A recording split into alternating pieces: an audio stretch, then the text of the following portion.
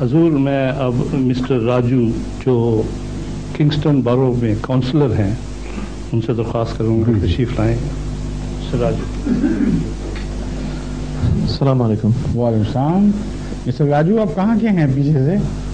میں رہتا ہوں کنگسٹن سے. کنگسٹن میں اس سے پہلے ہم افریقہ میں رہتے تھے, کینیا میں. ہاں, اور ہمارے ماں باپ ہندوستان سے آئے ہیں. اچھا, اب ہندو ہیں؟ ہندو ہے, عقیدتاً ہندو دھرم ہے. مقصد ہمارا ایشین بائبلوں کی رکھوال کرنا ہوگا. میرا سوال یہ ہے کہ Quran, Gita, Bible, old testament, new testament میں جبھی مہان پروش کا جنم ہوا تھا تبھی ان چھوٹے چھوٹے گاؤں میں سے ان کو ندی میں سے بہا کر دوسرے گاؤں میں لے جاتے, اور اس کے پیچھے وہ چھوٹے چھوٹے بچوں کو زہر پلا کر مار ڈالتے. وہ میں نے کنیکشن 2-3 ایسے پستکوں میں دیکھا, تو اس کے پیچھے یہ کنیکشن کی کیا وجہ ہے؟ I think perhaps you could express yourself much better in English. Please.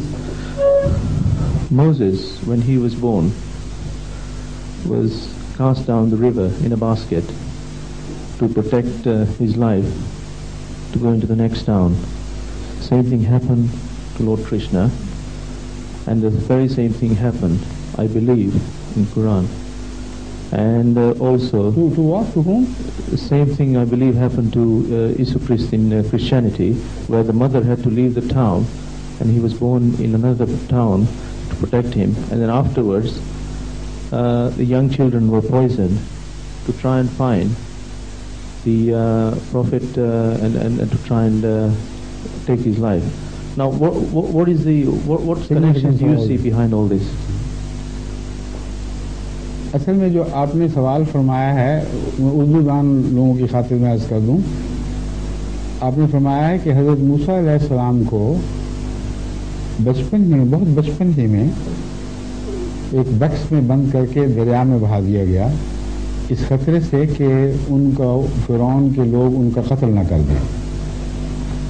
اور اسی طرح آپ نے فرمایا ہے حضرت عیسیٰ علیہ السلام کے ساتھ یہ واقعہ پیش آیا کہ آپ کی والدہ نے اس خوف سے کہ لوگ قتل نہ کر دیں وہاں ہجرت کی.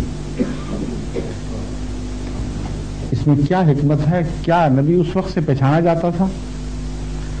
اس کا جواب یہ ہے کہ یہ جو واقعہ ہے حضرت عیسیٰ علیہ السلام کی پیدائش کا, اس کے متعلق بہت سی کہانیاں بائبل میں داخل کر دی گئیں, اور اپوکریفا میں بھی وہ بہت سی کہانیاں ملتی ہیں جن سے پتہ چلتا ہے کہ کچھ ستارہ پرست لوگ مشرق سے چلے تھے ایک ستارہ دیکھتے ہوئے.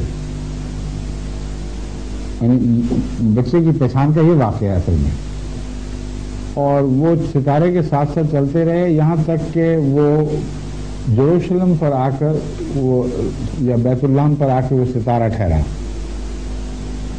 اور عین اس گھر کے اوپر آ گیا جہاں حضرت مسیح پیدا ہوئے تھے. تو انہوں نے جا کر مسیح کو دیکھا اور مسیح کو سلام کیا اور اس کے حضور اپنی عقیدت پیش کی, اور باہر جا کر بتایا تو ہیرڈ کو یہ خبر ملی. تو ہیرڈ نے اس بچے کے قتل کا فیصلہ کیا کہ یہ تو پھر ایک انقلاب برپا کر دے گا اور ہمیں یہ پسند نہیں. یہ کہانی ہے جس کی کوئی بھی حقیقت نہیں ہے.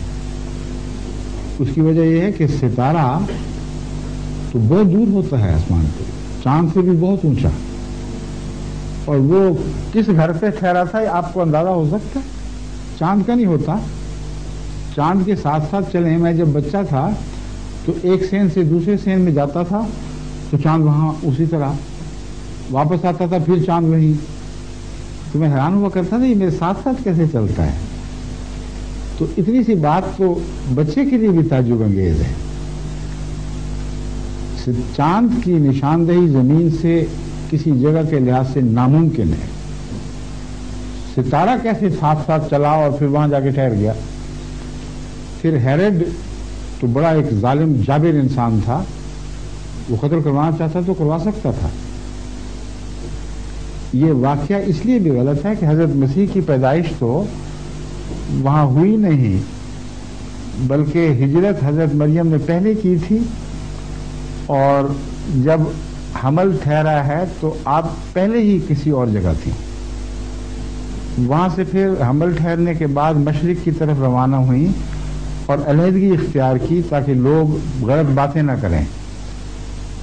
فرشتہ بن کر ایک انسان کی صورت میں آیا اور اس نے آپ کو خوشخبری دی، تو اس کے نتیجے میں آپ دنیا سے قطع تعلق ہو کر ایک طرف ہٹ گئے۔ بچے کی ذات کو کوئی بھی خطرہ نہیں تھا۔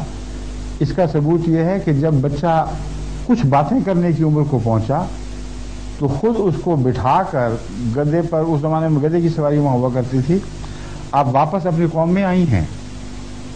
قوم نے باتیں تو کی ہیں لیکن بچے کے اوپر کسی قسم کی غلط نظر نہیں ڈالی کہ اس کو قتل کر دیا جائے، نہ قوم نے نہ حاکم نے۔ یہ جو واقعہ ہے یہ بائبل سے 100% ثابت شدہ حقیقت ہے۔ وہ ستارے والی باتیں ساری کہانیاں ہیں، ٹھیک ہے۔